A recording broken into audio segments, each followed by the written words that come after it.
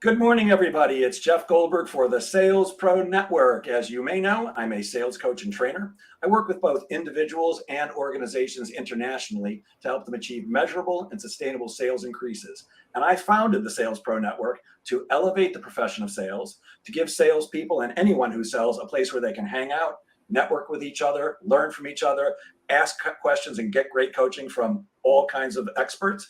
And if you've been with us before, you probably know that every Friday at 10 a.m. Eastern, I either do a live training or a live interview with somebody who can add value to the profession of sales. And once again, my friends, today is no exception. If you're watching us live, please say hello in the comments. And if you're watching us live on Facebook but have not connected your account to StreamYard, it's just going to say Facebook user, so please be sure to include your name. If you have any questions for today's guest, please put those in the comments and I'll pass them along as we're talking. And finally, if you're watching us on the replay, please put replay in the comments. Good morning, John Hill. He says, I'm looking forward to hearing what Michael Davis has to say. Me too. So let's introduce him. Thank you, John. So this gentleman is a presentation skills trainer. He is a consultant, an author, a professional speaker, and he's the founder of Speaking CPR. Please welcome today's guest, Michael Davis. Good morning, Michael. Thank you, Jeff. It's great to be here with you. And you're being modest. You're also quite the comedian. Thank you, sir. Michael and I were just chatting about that before we went live. I am a stand-up comedian. If you've been with us before, I never miss an occasion to let you know that. And I'm actually in a comedy contest right now here on Long Island, where I live. And last night I advanced from the semifinals to the finals, so I was pretty excited in sharing that with Michael. But today, Michael, it's all about you. Maybe could you give us the 2 or 3 minute version of your background? What brought you up to this point? Yes, my journey to being a presentation skills coach started on a desk in first grade when I was humiliated in front of my class by one of my teachers. And that was the day I told myself I will never stand in front of people again. That was awful. And for the next 25 years, I never voluntarily got in front of a group of people until I was a fairly new financial advisor. And I was voluntold that you're going to go out and give these presentations to attract new clients to our firm. And Jeff, they were lousy. But my boss told me verbatim, you're a lousy speaker, your stories suck, and you've got 90 days to turn this around. So out of desperation, I found a group called Toastmasters. Your listeners are probably familiar with that or heard of it. And I thought, okay, I'll go here for a few weeks and I'll solve this problem and I'll go about my business. Well, there were lessons in there about speaking and being a presenter that I had no idea. I didn't know it was a learnable skill. And the more I got into it, the more I realized I had some talent for it. And everybody's had bad experiences. Everybody has a fear of speaking at some level. And I can learn this. And as I went through the years, I discovered I also had a talent for helping other people. And one day I woke up, I'm not going to say it was an epiphany moment, but I realized this is what I'm supposed to be doing. Financial planning is fun. It's nice, but this is my calling. And I started my business extremely part-time in 2011. And in 2018 went full-time thinking, oh, nothing big's going to happen in the next couple of years that could change my business plan. So let's go for it. And then COVID hit. But I was set up for COVID because I'd been doing virtual training and coaching since 2017. And that was such a unique opportunity because I knew, having gone to networking events and talking to people, they weren't ready for being online 24/7. So that played into my business model. And that led me to where I am today, where I'm coaching, speaking, and training. Wow, love it. Good morning, Bruce Casterman, a financial advisor who helps people outlive their money in retirement. And something you just said, I've got a million questions for you because I'm fascinated by what you do. But something you just said struck a chord for me. You said, was it in first grade you were humiliated? Yes. Yes. So something similar happened to me. In 8th grade, you know the play or the movie West Side Story? Sure do. So my class was doing West Side Story for assembly, where, the whole school is sitting in the assembly hall and they're watching you do some stupid play. And there was a guy who was going to play the part of Riff, when you're a jet. The tallest guy in the class, he was, I think, 6'2", even in 8th grade. So he got the part of Riff. And we're all backstage ready to, have the curtain open. And this guy, his name is Vahan. I'll never forget him. He had a panic attack. And he said, I can't do it. I can't sing in front of an audience. It's not going to happen. And the teacher tried for a couple of minutes to convince him, and he just could not do it. And she turned to the rest of us and said, does anybody know the song? And you probably can guess, I raised my hand. And she goes, okay, you are now Riff. So at the appropriate time, I step forward in front of the entire school, all the teachers, the principal, parents are there to sing the Jet song. Except in 8th grade, I still had a very high tenor voice. In fact, I sang in the Chicago All-City Chorus where I lived at the time. I sang with the sopranos. That's how high my voice was. So when I stepped forward, instead of when you're a jet all the way, it was when you're a jet all the way. And to this moment, I'm seeing it right now. The entire audience is in hysterics, laughing. I still see Mrs. Carrot, the principal, slapping her knee from how funny this was. And I made a decision at that point. I got to get people to laugh with me, not at me. So it's funny how humiliation can really change the course of your life. Incredible. Yeah. And if you're watching this, whatever Jeff and I have explained, you've also had the same experience, some point in your life where you embarrassed. And I love your solution better than mine, Jeff. It's like, I got to turn this around. I was 6 and I thought, oh, I'm going to hide from this. So you had a better outlet, I think. Yeah, I don't know that it was actually a conscious decision at that point, but in looking backwards on my psychology and what made me me, I'm pretty sure that's what brought me to stand-up comedy. Yeah. That not wanting to be laughed at, wanting to be laughed with, and now I'm joyously allowed to give the gift of laughter to audience. But let's talk about you. You mentioned something that I was going to bring up later, but you mentioned Toastmasters. For those who aren't familiar, could you explain what that is and why you're still an active part of it? Yeah, Toastmasters was founded actually 99 years ago by a gentleman named Ralph Smedley out in California. It was to help at the time, it was businessmen stand up and give presentations, because 100 years ago, presentations weren't very good either. So he decided to create this outlet, and it grew over the following century. And I still occasionally do go to Toastmasters because it's a great place, not just to handle your nerves, but to have a live audience, an in-person audience.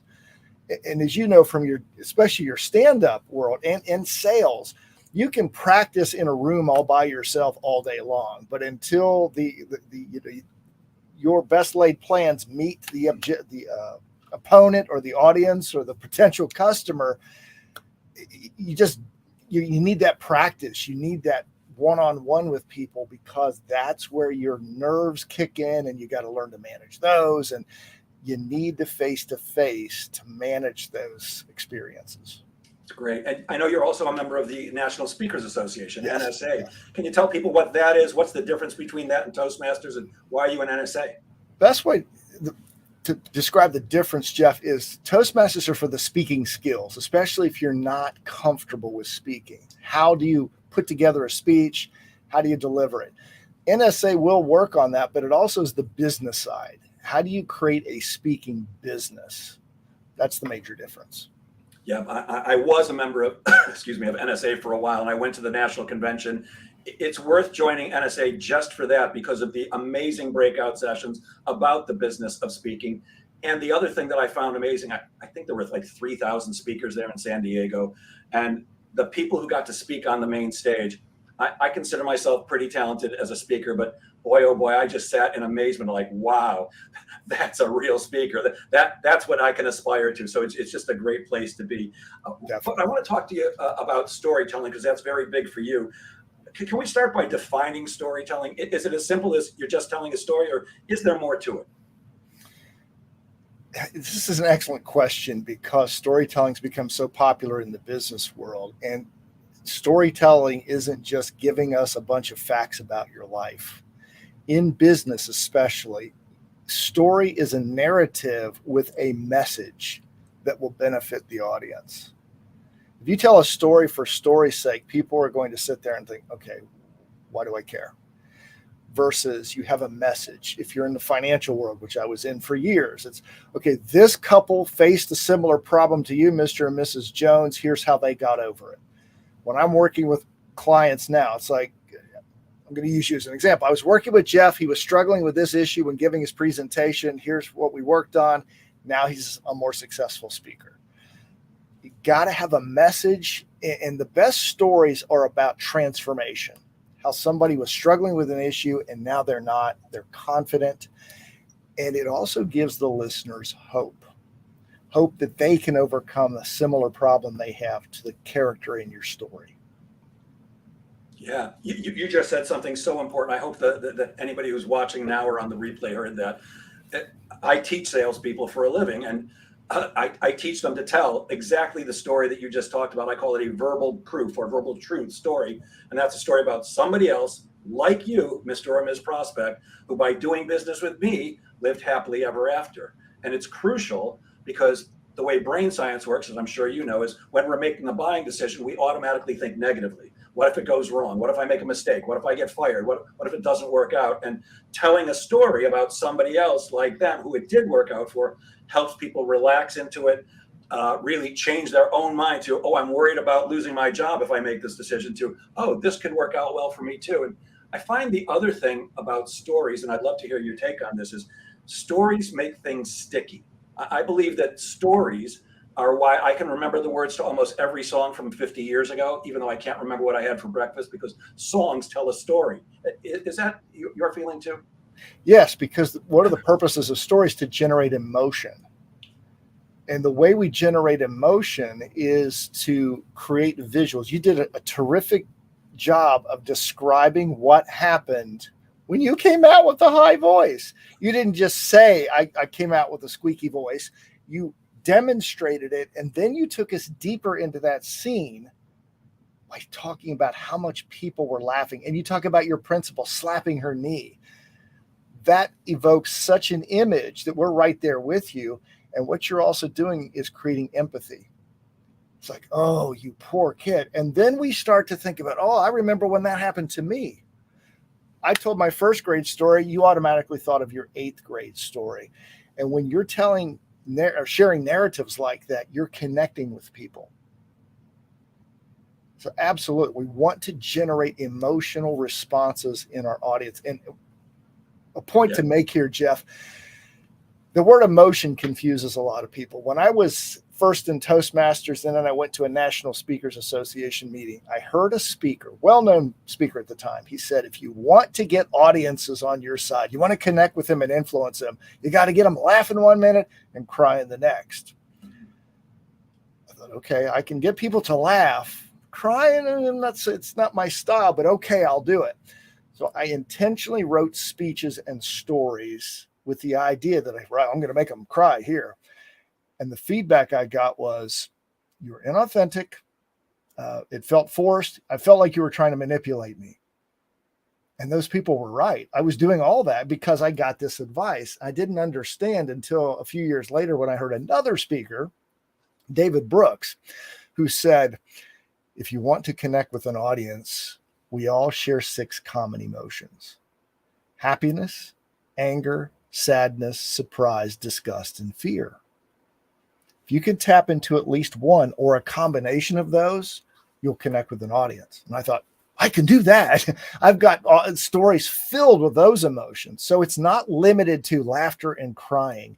It's all of the emotions. If you can evoke those, and you did it in such a strong way with the sensory, we call it vaccinating your speech, VAKS, visual, auditory, kinesthetic, smell. I know the correct word is olfactory, but VACO doesn't work for my metaphor. And taste is in there. The more of those you can evoke. So you did that. I could see the audience, I could hear them laughing, and I could feel the tension from your scene just by that quick vignette you shared.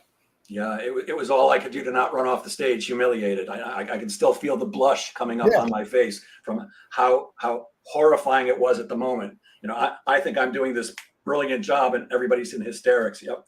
You know, how can storytelling help salespeople stand out from our competition? Whatever it is you sell, whether it's industrial products, it's financial services, it's speech coaching, what I do, you have competition. You don't have a corner on what you offer. The one asset you have that no one can duplicate is your stories, your experiences. I was standing on a desk in first grade. I was being punished for breaking a class rule. That's my story. You stood up, last minute fill in, voice cracks. That's your specific story. Nobody can duplicate that. That's why it's such a powerful asset. And when you share that journey, and you mentioned earlier, there is a format. Yes, there is. Somebody who is struggling, got pushed out of their comfort zone, had a problem, couldn't solve on their own. Along comes what we call the guru or the guide who provides wisdom to help that character overcome the problem. Takes a little bit of time, but eventually they overcome the problem. Now they're living a better life. That is a format that's been around for thousands of years. And there's a reason Hollywood still uses it, because they make $15-20 billion a year in revenue because it works. And some people have knocked this format. So, well, it's too tried. It's too predictable. Yeah, it is. But guess what? It still works because, to your point, Jeff, it taps into human emotion. It's not manipulative. It's letting people know, I get you. I understand you. But you don't have to say, I get you, I understand you, because that sounds salesy. Just share a story of struggle, either yours or a client you've worked with, and people will feel like, oh, you understand me. Maybe you can help me solve my problem too. Yeah, as you were just saying that, I was remembering or thinking of past speeches I've heard, and some of the ones that really stand out the most are people who went through some challenge, some struggle, and how they overcame it.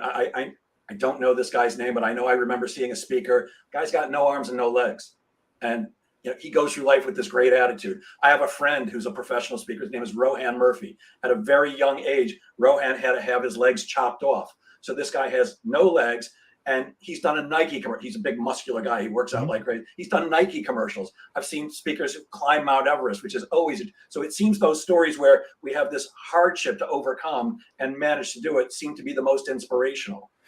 They're inspirational. However, we have to be careful with those type of individuals. If they just tell us their inspirational story, we walk away thinking, yeah, that's really inspirational, but I haven't had my legs cut off. What the best speakers and storytellers do is they take us down to the lessons learned from that are universal. I haven't climbed Everest. I have no intention. I don't like the cold. I admire those people. Hopefully I never have to overcome a major disease. I'm not going to win an Olympic gold. I'm 60. Not happening. But what can you tell me about your journey that I can relate to? And this is where a lot of storytelling goes off the tracks. They tell the story, but then we're thinking, okay, what does this have to do with me? Because we have to remember, especially in today's technology-driven and distracted world, people are constantly wondering, what is in it for me? As one of my mentors puts it, so what? Who cares what's in it for me? That's what they're thinking. And whenever we're talking to individuals, if it's in sales, or if you're even in sales and you're speaking to a group of people to attract new business, imagine a thought bubble over their head that says, so what? Who cares what's in it for me? Because they're ready to check out. I had the fortune to speak on a couple of stages this year with a woman named Hillary Billings. She is a TikTok guru because she's had over 1 billion with a B authentic views. She didn't buy these. She's an advisor for TikTok. And what they've discovered is that audiences today on their phones have 2.5 seconds. They're deciding swipe left, swipe right, left, right, up, down, whatever directions you do. So I'm not a TikTok user, so I don't have, but that's how fast. Now, you may have a little bit more than 2.5 seconds, but it ain't much. So you've got to tap into their selfishness to say, what am I going to get out of this? And the problem I see with a lot of stories and sales presentations, they're too focused on the speaker. You are so right about that attention thing. I'm embarrassed to admit I am addicted to TikTok, and you got like 2, maybe 3 seconds, and then boom, boom. And that's part of the genius of it. You don't need a lot of time to get a little piece of entertainment or education, but you don't have much time. Or it's the dopamine hit. Yeah, exactly right. And it's so funny what you said about you don't like the cold. I happen to love the movie Everest. I mean, it's a great movie. Yeah.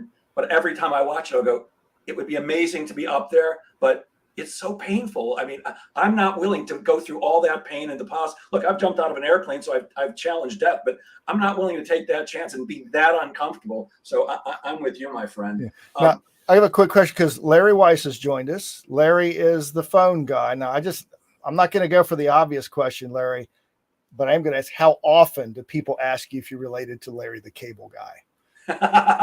I'm sure it's been asked hundreds of times. Well, I can tell you this because I know Larry personally, and he is very entertaining. Maybe not as much as Larry the Cable Guy, but he's a very entertaining guy, and he is the phone guy. And I think it's brilliant branding, It personally. is, absolutely. One of the things I wanted to ask you about is many people are very uncomfortable when presenting, especially when they're presenting to a large audience. Most polls say that people's number one fear in life is public speaking, followed by death and snakes. In other words, they'd rather get bit by a snake and die rather than speak in front of an audience. And in speaking with NSA members, almost to a person, they told me that they get butterflies every time they're about to go on stage. So do you have any tips for how we can manage our nerves and become more confident when we're speaking? Yeah, let's revisit this concept that we're all more afraid of speaking than death. I don't buy it. I don't buy that. If somebody walked into your house and said, and with a gun pointing at you and said, all right, either I shoot you or give me a 5-minute talk, you're going to give the speech. It's been a misinterpreted fear. The biggest fear there is fear of public humiliation. 8th grade on stage, 1st grade on a desk. We're terrified of that because at a core level, it meant for our ancestors, it meant we would be ostracized from the group, which meant probably death. So it's an inherent fear. Another big fear we have is fear of walking into a room full of strangers, because again, in our hard wiring, that was potential death for our ancestors. So when you combine the fear of humiliation with the fear of strangers, that's public speaking. That is the potential of being humiliated in front of a room full of strangers. Now, with that said, how can you control the nerves? You use the right word. People have butterflies. You should be a little nervous before you speak because that means you care about giving something to the audience. The best way by far is to know your material. Now, know your material does not mean memorize it or read it off of a PowerPoint slide, which you use as your guide. It means know the flow. Look, if you've been asked to speak, you've been asked for a reason. You're an expert in your topic. Do not memorize all the facts. Just know what the outline is. Know what your opening is, what your main points are going to be. Share each of those points, support them, and then close it out.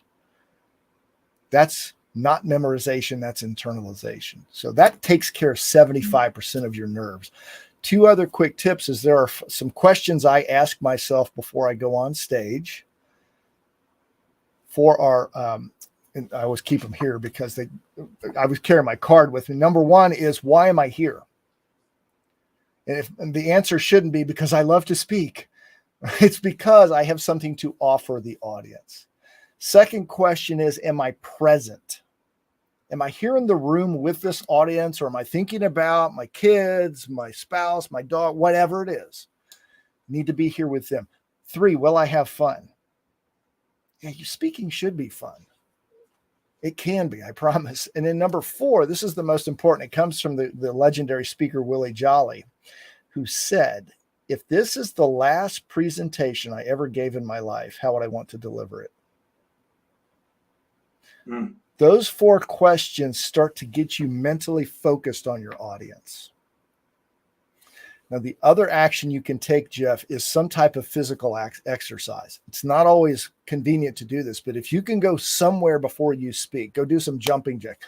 Look, I've gone into bathroom stalls and I've done squats, push-ups, whatever it takes to burn off some of that energy. You don't want to do it to the point where you're out of breath, but just burn some of that energy off.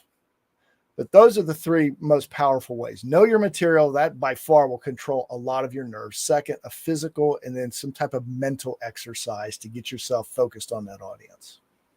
I love that. I'd add in one more. One of my best friends in the world is an attorney, a divorce attorney. And he's told me just nightmare stories about, people arguing over stupid stuff all day long while he's making over $500 an hour, but still drives him nuts. And he said that before every meeting, he actually gets quiet for a moment and prays to God for the strength to serve the people.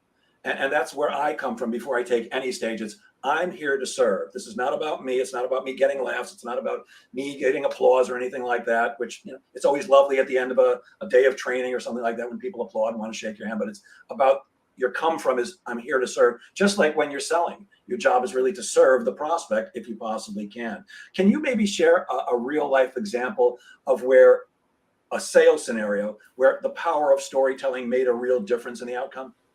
Yeah, it was when I truly discovered the power of story back when I was a financial advisor. It was around, I think around the year 2000. I was giving a workshop to a group of professional women. There were 49 women in the room. And I had done what I'd always done to prepare for these. I put all my PowerPoint slides together, well over 100 slides, because we know everybody wants to look at 100 slides filled with data and information. So I did my prepackaged standard 5-minute opening. And halfway through that opening, I see hand in the back of the room. A woman named Leslie stands up and says, "Hey, Michael, what's your deal?" What do you mean, what's my deal? She said, "I've been to these before. We have speakers come into this group every month, and you all do the same thing. You tell us how great your company is and you are, and you give us this prepackaged pitch, and all this is a big, long sales pitch. What's your deal?" That's what I did. I stared. Because haven't you had one of those moments when your brain just freezes? And I knew the answer to the question, but it was the way she asked it that just caught me off guard. So I'm standing there thinking, what am I going to say? Oh my gosh, I did all this work. I just want to help them. And all of a sudden I had this thought, tell them about your mom. And I thought, okay, might as well tell them because they hate me already. So I told this group of women the story about my mom 20 years earlier when my mom was trying to get a business started. Now, this is back in the 80s. And at the time when my parents had just gotten divorced. So my mom, who had handled all the books, was trying to get a loan. And one day I walked into her kitchen and she's sitting there at her kitchen table with tears in her eyes. I'm like, "Mom, what's going on?" She said, "I can't get any money." "What do you mean you can't get any money?"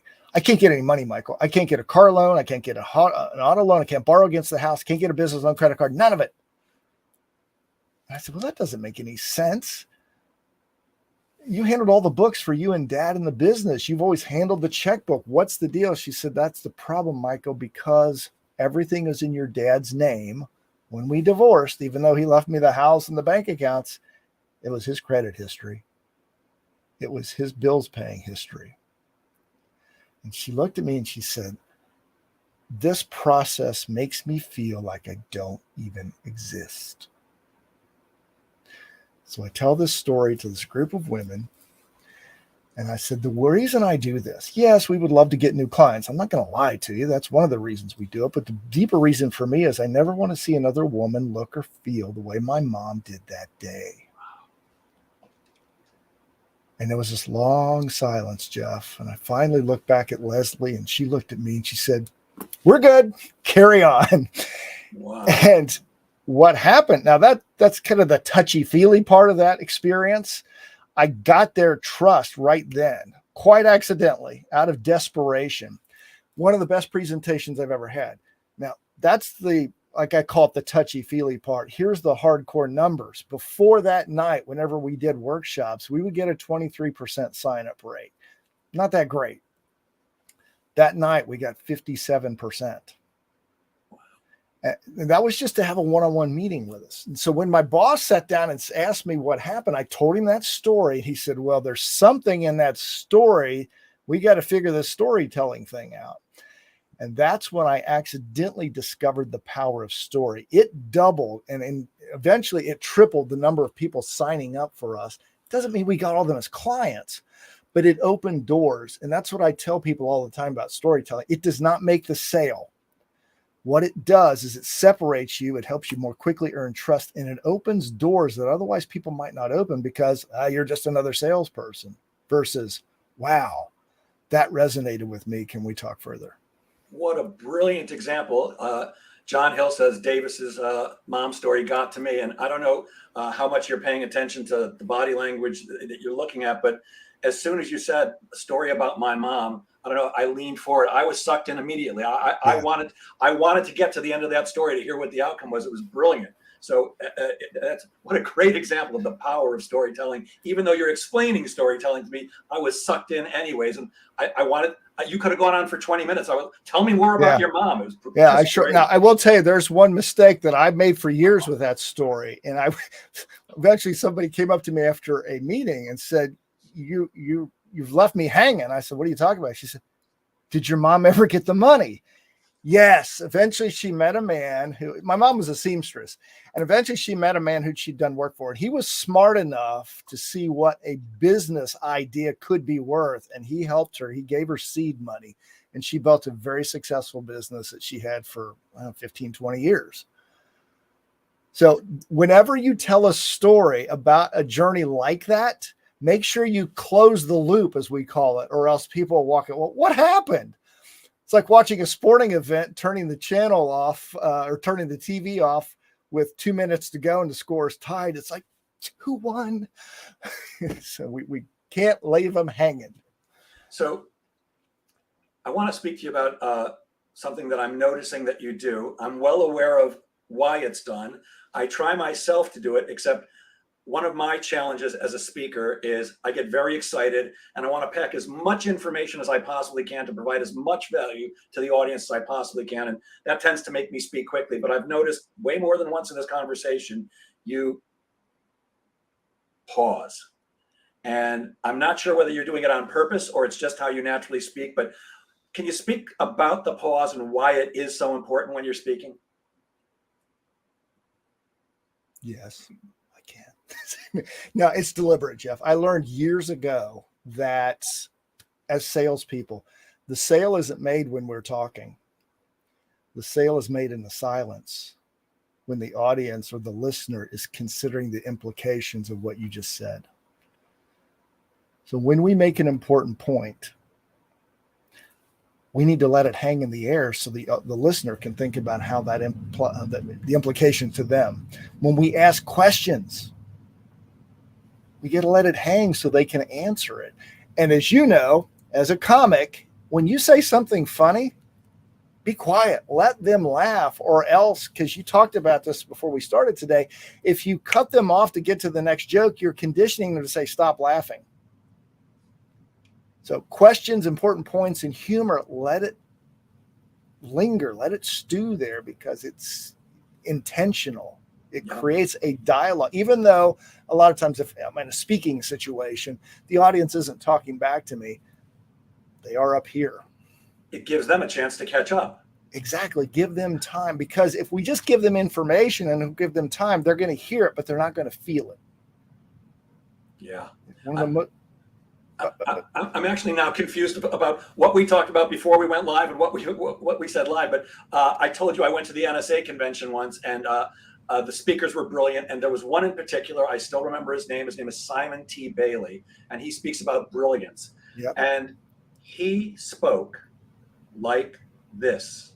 There was an actual pause between every single word, and I couldn't wait for the next word. I'm talking literally on the edge of my seat, leaning forward. He had me sucked in from the moment he took the stage, so much so that I waited online 20 minutes afterwards to shake his hand. And I said, I got to ask you a question, man.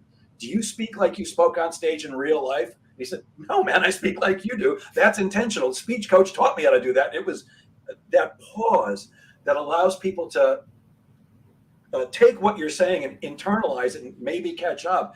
It is so important. It's something I really need to focus on more, because it's a brilliant. I know you're not doing it to manipulate people. I'll call it a technique, but it works to grab their attention. I think that's called the William Shatner, James T. Kirk style of speaking. It is deliberate. I tell you what, it takes a lot of practice. The hardest part about speaking is knowing when to stop talking. An exercise I give all my clients is I say, the next time you present, mark on your script questions, humorous points, or key points that you're making. Build in color code. I'm going to put a pause in here. And the first time you practice, make that pause 1 second. It feels like an eternity. and then get comfortable, go to 2 seconds and 3 and 4 and 5. You want to rehearse a lot longer than you will actually pause in real life, because it's like physically conditioning your body. You're conditioning a muscle memory. You want to stretch it way beyond what you'll do, because when you're in the pressure, in the heat of the moment, you're not going to pause that long. But get comfortable. And when you get comfortable with it, it completely changes the way you present, the way you give sales presentations and speeches, because you feel in control. You can focus on the other person. You can feel their reaction to it.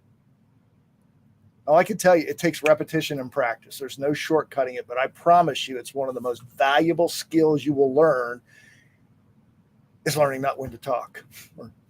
It's great. We actually have a question, but before we get to that, I can't resist. You mentioned William Shatner. You and I are old enough to remember he was the original Captain Kirk, and he did talk like that on Star Trek. But I have to mention, because I just recently rewatched another series that he was in. I don't know if you ever saw the series Boston Legal. Oh, it was a great series. I forgot how good it was. I mean, James Spader is brilliant in it. Yes. Just phenomenal. And Shatner as Denny Crane. Hysterical, just hysterical. Yes. But we do have a question. Yeah. Munish says, I tend to talk fast. What tips, apart from the pause, help in slowing down your sentences while giving a storytelling or a presentation? I'm interested in this too, Munish. Yeah, Munish, I would say just be deliberate. And this is where a lot of practice comes in. Be deliberate. Force yourself to slow down. I mean, you can, if you're practicing off of a script, put huge spaces between the words. Just condition yourself to slow it down. Understanding that's not how you're going to speak, but you're giving yourself a different way. It's conditioning in a new way to slow it down. One of the biggest mistakes I see speakers make, sales presenters, is we speak in the same tone the whole time.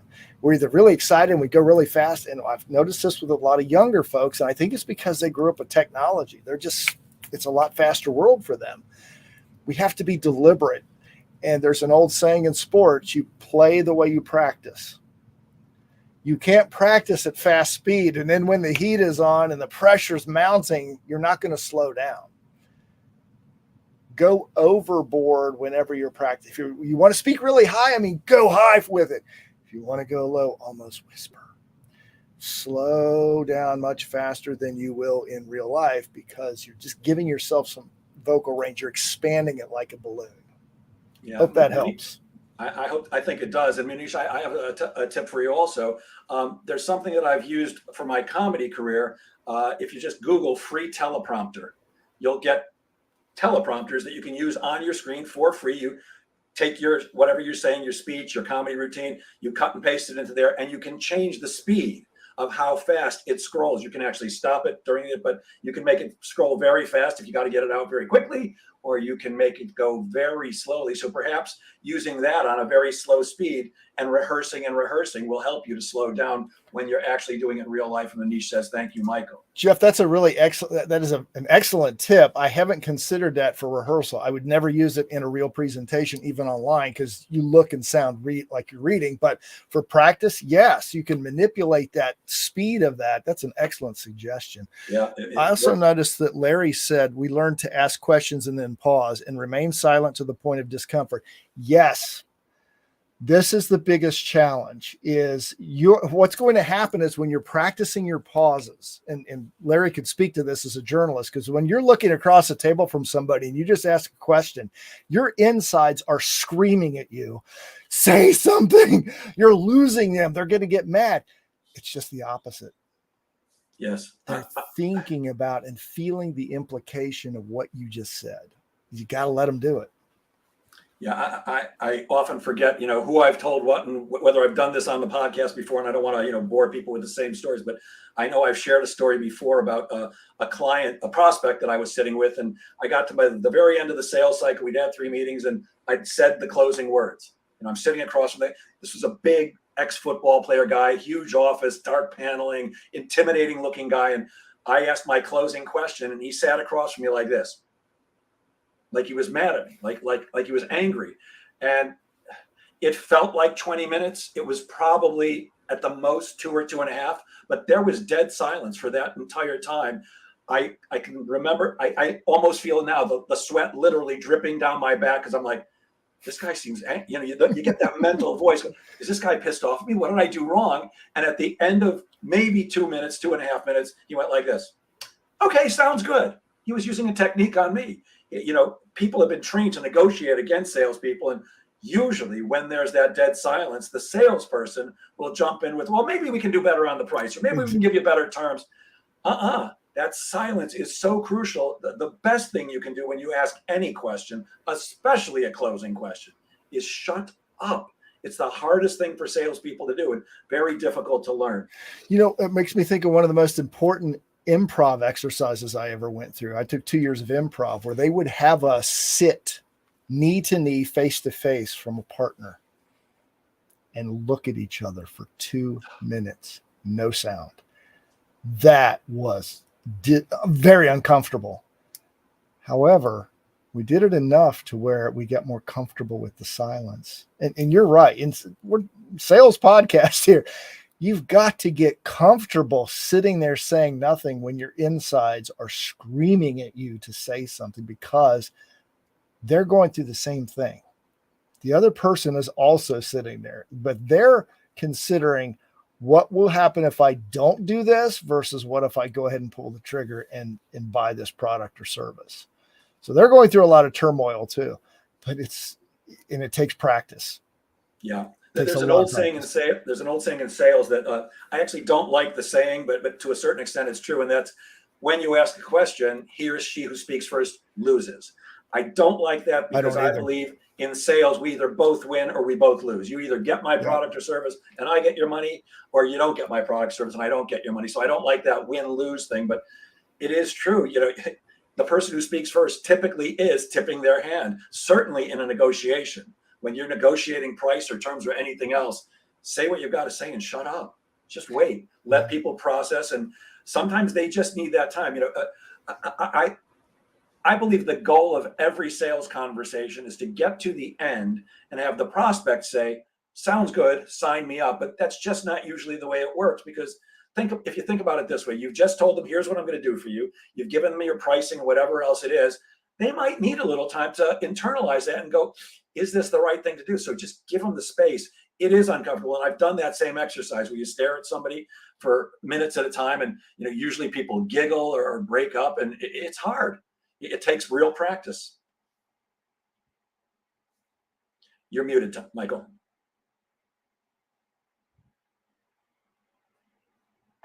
Let's see if I can unmute you. There we go. Yes, something automatically happened. Nice pause there. Wasn't it? That was all planned. Sometimes we need to slow the process down. I know that we live in a very fast-paced world and we've got to hit our quotas, but if the other person feels like you're rushing them, they're probably not going to buy. Whereas if you sit back a little bit and pause and you show that you're comfortable in the pause, that you're not pushing them, they'll make the decision for you. They'll do what you want them to do if you let them feel like they're in control. And pausing is another tool to do that, to let them feel in control. Well, we're not going to pause too long, because I don't know if you guys think I just make up these questions off the top of my head. I'm not that brilliant. I do research and I have these written out, and I've got pages of questions for you, and we've only got about 18 minutes left, so I'm going to get to more. You suggest that there are 11 costly storytelling mistakes, and there are ways to avoid them. Can you share a couple of them with us? Yeah, the biggest one is just not knowing why you're telling the story. You're telling the story for story's sake. Remember, your listener, your audience, they want to know what's in this for me. So that's the big one. So, and we call that having a foundational concept. When you think about companies that have like Just Do It, for those of you old enough to remember Where's the Beef from Wendy's, Coke is it. Well, ultimately, that's all driven for us to buy their product. Cities can have a foundational idea. What happens in Vegas, you can fill in the rest, right? But it's all about, hey, you come here, you can do anything you want in Vegas. They're selling an idea. They want you to buy their product. So have a foundational idea for your story. And that is when people 6 months after they hear you or interact with you, they're going to remember what that story was about. That's the first. Second is people tell their stories in report form, meaning they give you a bunch of facts. It's like a bullet pointed event. Notice when I told the story about my mom, first of all, I told the story of the woman, Leslie, who raised her hand and back and said, "Hey, what's your deal?" I didn't say one of the attendees was questioning me why I was there. That's reporting versus taking you into the scene. I didn't say I walked into my mom's house and she was upset because she couldn't get any money. I became my mom and me. That's dialogue. When you can take us into scenes that you've experienced, it creates a "you are there" for them. It creates more empathy. Legendary speaker named Lou Heckler, which is a great name for a speaker, Lou Heckler, said, "Don't tell us, take us." Don't retell it, relive it. That's what we should be doing in our stories. Now, some people have said to me, "Are you asking me to be an actor?" No, I'm asking you to be yourself back when that happened. You did a terrific job of that, Jeff, when you were in 8th grade. We heard your voice. We felt your reaction to the audience laughing at you. You took us back into that scene. That's one of the most common mistakes I see with storytelling is they just want to give us the facts, and that's not compelling. Yeah, you sucked me in immediately by saying I was in a room with 49 women. Immediately I'm thinking, that sounds like heaven. Tell me more about this. It was great, right up until they said, "What's your deal?" I'm like, "Oh, shut down again." And speaking of women, good morning, Erica Fassel, the queen of non-pushy sales. Glad to have you here today. One of the things you say, which I find fascinating and I want to hear more about, is you say we should make our audience uncomfortable. Why should we want to do that? And if we should, how do we do that? As speakers and salespeople, most people who are in those fields are giving people who want to help others, which makes it uncomfortable for us to make people uncomfortable. But when do people change? Think about yourself. When you sit back and you feel like, life's going pretty good. Great relationship, great kids, healthy, got enough money coming in. How likely are you to make a change? Not very. Change is not something we want to do until we get uncomfortable. So our job, especially as sales professionals, is to show people how their lives could be better or how this problem is making their lives better and will continue to. That's not manipulation. That's reality. When I was a financial advisor, we had to sell the concept to people. It's a very vague idea that if you don't start saving money, you're going to get to a retirement and it's not going to be what you think it is. Or if you don't protect your family and something happens to you through health or death or disability, the life that you have now, it's going away. We had to sell that idea in order for them to invest in these products, which we knew would make their lives better. And that's what we have to do, is get them out of that comfort zone that everything's great, because it's not. Otherwise, they're not buying your product or your service. It's great stuff. One of the things that I think we all know is that when COVID hit, things changed drastically and immediately, and we had to switch to virtual selling. Now, I'd say most salespeople I speak to are back to somewhere between 25 and 50% in person, and the rest of it is still virtual. What are some of the mistakes that people make when they're presenting virtually as opposed to in person, and what can we do to fix those? Two biggest mistakes. Number one, what I call the talking head. I'm going to turn the camera on. And I'm going to talk to you for the next 30 to 60 minutes. And remember the 2.5 second rule? They're checking out. They can't take it. The other part is hiding behind slides. What we need to do is consistently change up our presentations. I do a lot. I was fortunate in this sense, but back in 2017, I was asked to host an online group for once a week. And we would do presentations and coaching. Well, I got used to this when COVID hit, and I knew that people were going to have a problem with this because they were either speaking to the camera the whole time or hiding behind slides.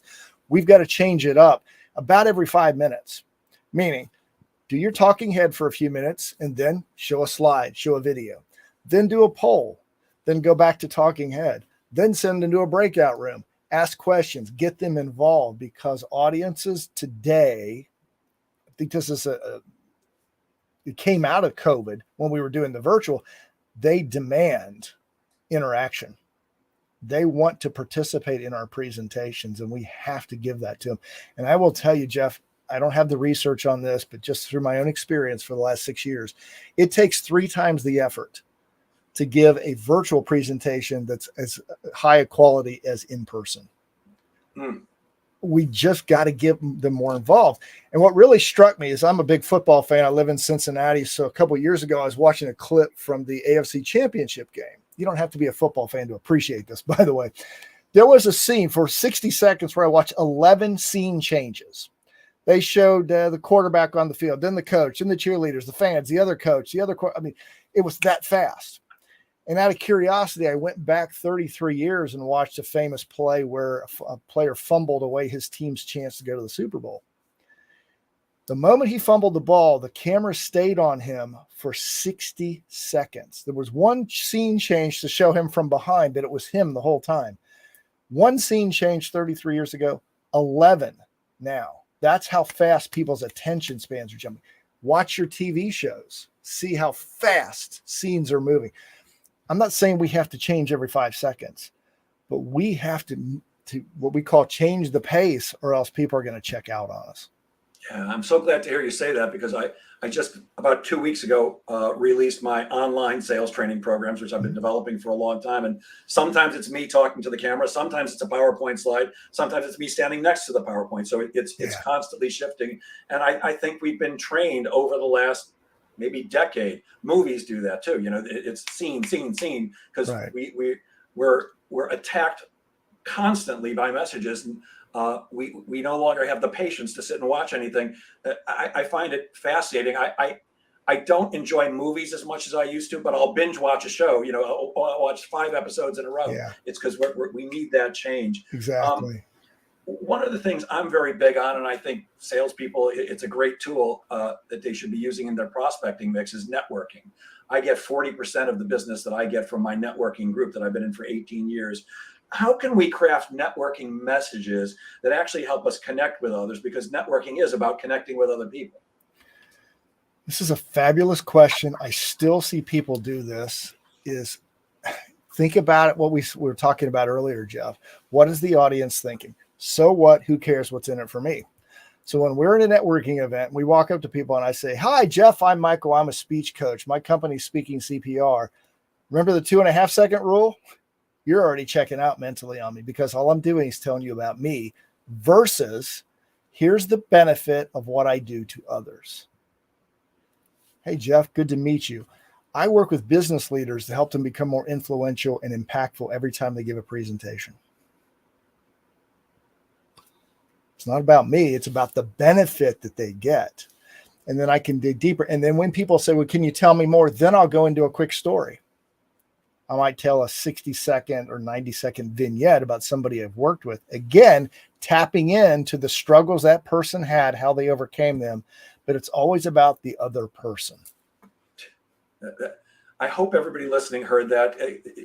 It's so crucial. In fact, just yesterday, my son texted me. He's a senior. He'll be a senior this fall at the Binghamton School of Management.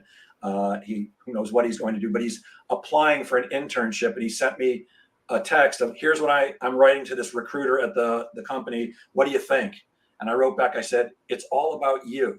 He doesn't care about you. He cares about what you can do for him. So make the message more about him and the company." And he's like, "How do you do that?" And I just changed the structure of some of the sentences. He goes, "Oh yeah, that's much more attractive to him," because you've used it a couple of times, you know, and it's an old sales saying. It's the WIFM, WIIFM. People are thinking, what's in it for me? Yeah. They don't care about us as salespeople or even speakers. They're thinking, I love how you said it. What was the middle one? So what? So what? Who cares what's in it for me? Yes, exactly. Well, and one of my mentors is a Hollywood scriptwriting consultant, and he's brilliant in business. He works with business owners now. And he said there are 7 questions that people are asking themselves when they meet you. And one of the most important is, do you get me? Do you understand what I'm going through? Well, the only way we do is if we go to their websites, their LinkedIn profiles, and see what they're posting. You did that brilliantly as a podcast host to see some of the ideas that I've posted to create your questions. Well, that's one way that you can go in and do your homework, whether it's a job interview or a sales interview. When you go in and see where they're struggling, they'll leave you clues as to where their struggles are. If you read some of their material, it doesn't take more than 5 or 10 minutes of reading, and you can figure that out. Got it. Michael, we've only got 5 minutes left, and I don't want to keep you longer, but I've got so many. I've got 2 questions which I want to get to for sure. So I'm gonna shoot them at you. One of the things I found about you that I found fascinating is you actually coach TEDx speakers. Mm-hmm. And these are, I've watched TED Talks and TEDx Talks. They're almost always terrific. How do you help TEDx speakers craft and deliver their talks better? Well, understanding what is different between a TED Talk and a professional speech is important. TED is a much more raw, here's my story, but TED organizers want proof of your contention, shall we say. A lot of times in sales or in speaking, we'll make a statement or two. We don't provide the research, and audiences, they either believe us or they don't. TED wants rock solid proof. They want the scientific background. They also want your story, and it's critical that it is what can the audience do with it, because they want universal messages. These are videos that are going to go out to the world. TED has changed in the last few years, by the way. It's harder to get on a TED stage, and it's more difficult to find ideas that really stand out, because I see a lot of TED Talks now that are just repeating what I've heard other people say. There are some great ones, though, just fantastic TED Talks. And I was actually approached recently by an organization called Speak, SPEAK, which is they want to see themselves as the next TED. And I'm actually doing a Speak talk in a couple of weeks about laughter. Good. Very exciting. One more question for you before I let you go, because I want to be conscious of your time and respect it. Everybody's hearing a lot about AI, artificial intelligence. And you say that there's one area where AI cannot compete with humans. What is that? It's creating emotion, which is the storytelling. Look, I think AI is a terrific tool, by the way. I use it to help create outlines and titles and foundational ideas. But I have yet to find an AI that can understand and dig for the core, that heart of a story that creates the emotional connection.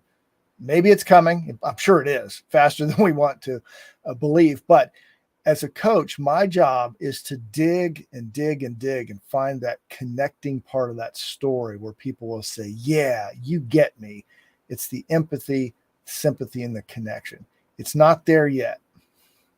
Yeah, and it is changing by the minute. So we all have. Yes, it is. We all have to stay awake and aware. And as somebody again who grew up with movies like Terminator, I am a little worried that Skynet could be taking over. Let's hope that the people in charge protect us from any possible damage. John Hill says, I just had the opportunity to listen to Michael and Jeff, who are pros speaking on sales and speaking. Thank you, John. Everybody. Glad you benefited from it. Thank you, John, for saying that. I agree with you completely. And Michael, I'm going to share my screen right now. And if you would please, this is a video, but this will also be converted to a podcast, so some people won't be able to see this. I'm sharing my screen now. Could you please tell people how they can reach you if they're interested in your books, in your coaching, in your courses? Yeah, absolutely. Yeah, you can contact me at my email address, phone there, website is speakingcpr.com. And I have a complimentary resource for you. It's called 52 Storytelling Insights. Storytelling is the heart of presentations, whether it's sales, speaking, keynoting, leadership. This is a resource that will come to your email inbox once a week. It's a 5-minute audio lesson with a PDF transcript. The idea behind this, Jeff, was to slowly build the skill of storytelling.